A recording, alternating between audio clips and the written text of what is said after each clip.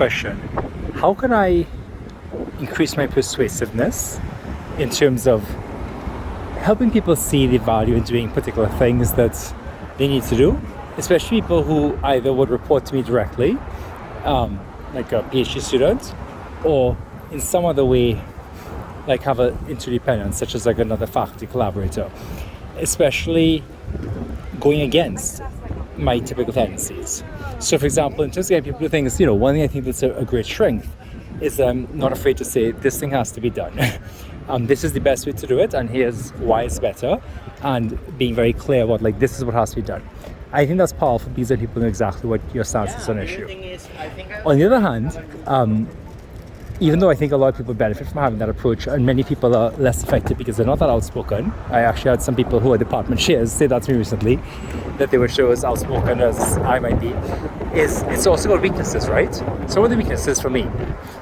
Well, the weakness for me is that I underuse a strategy which is getting people to convince themselves of why something makes sense. Ask them questions, guiding them along. And so what I think I need is a very simple template. Something like, in order to achieve X, we could do Y. And you kind of say it to someone, right? And they kind of hear what they think, and they might say, oh, well, here's the issue with X and Y, and so on. And you say, okay, interesting. So what are the arguments for and against doing Y? So like, will Y help us, get this done more efficiently? Will Y help us do A and C and D and so on? And then you can say, oh, is an issue with Y going to be whatever, right? And the idea is like you kind of do that and walk through. And you kind of prompt someone, keep asking them, there are always arguments for and against. So what's the advantage of doing Y? And I keep prompting them. And I think the idea is like, not saying you have to do Y and here's why, because sometimes I think I'm too like, hey, you have to do Y. It's a bad idea if you don't. That has value, but I think I overuse it. Some of the people could probably use it more, but I overuse it. Or at least I would like to be more flexible. Instead of that, I think I'm just going to be implacable, unmovable. Like I'll say what someone said to me once in Singapore. You just have to be persistently, like, what is it? It was polite but persistent.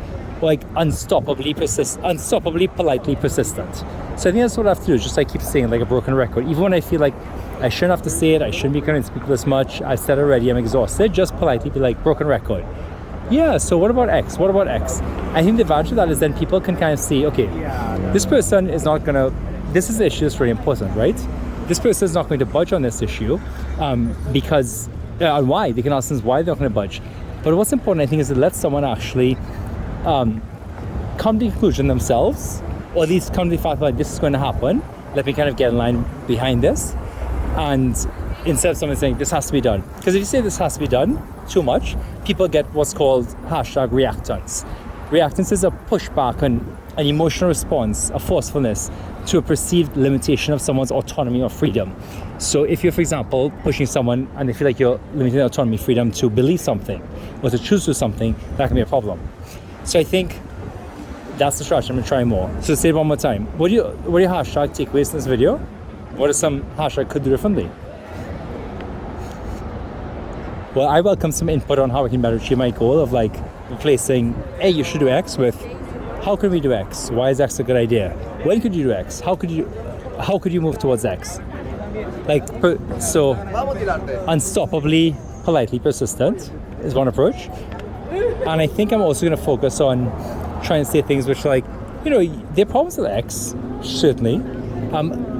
Can we agree to do X, even if you can see reasons that it's going to be an issue? I get people's explicit agreements, and then ask them to explain. Can you explain to me, like, why would X make sense? Like, there are reasons it wouldn't, and you've articulated this very well, but why could X make sense? Just imagine. So I'm going to try and take a shot at doing that.